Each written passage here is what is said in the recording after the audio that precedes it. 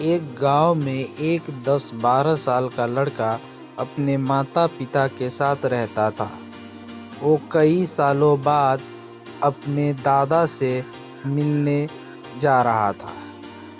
वो अपने दादा के साथ दिन भर खेलता रहता। खेलते खेलते ही उस लड़के ने अपने दादा से कहा कि दादा, मैं जब बड़ा हो जाऊंगा तो बहुत सक्सेस बनकर दिखाऊंगा। उसके दादा उसकी तरफ मुस्कुराते हुए देखे तरीके बता और बोला क्यों नहीं, जिससे और अपने पोते को लेकर वो बाजार में एक पौधों की दुकान पर लेकर चले गए।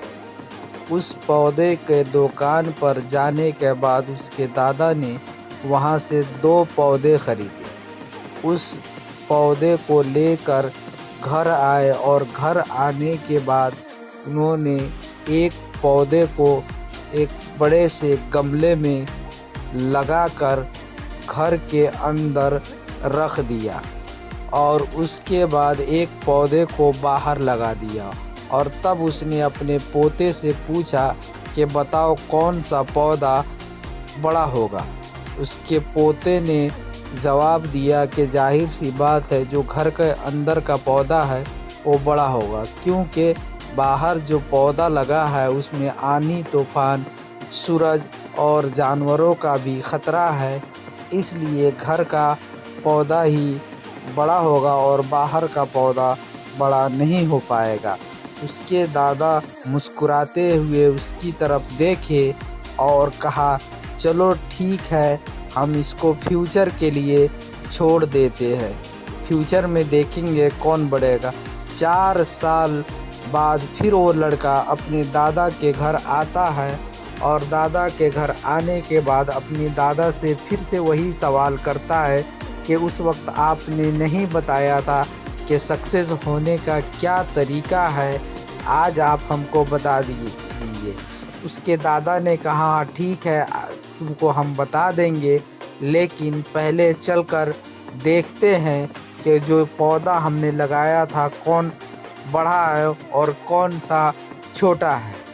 उसके पोते ने कहा कि ठीक है, पहले हम चलकर पौधे को देखते हैं। उसके बाद दोनों दादा पोता जब गए तो गमला में जो पौधा लगा था वो एक बड़ा सा पौधा हो गया हुआ था। और उस पौधे को देखकर उस बच्चे ने कहा कि चलो बाहर देखते हैं।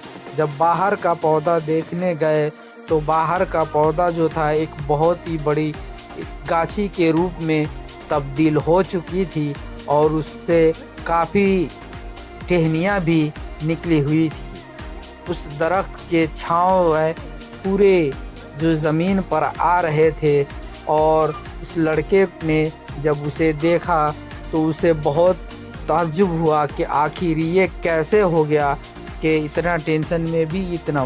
उसके दादा ने कहा कि देखो, अगर तुम मुश्किल और स्ट्रगल इससे डरोगे तो फिर कुछ नहीं हो पाएगा, इसलिए ये सारी मुश्किल को झेलता हुआ भी इतना बड़ा हो गया है। और जो घर में रखा हुआ था उसको कुछ डिफ़िकल्टी नहीं हुआ, इसलिए वो छोटा रह गया।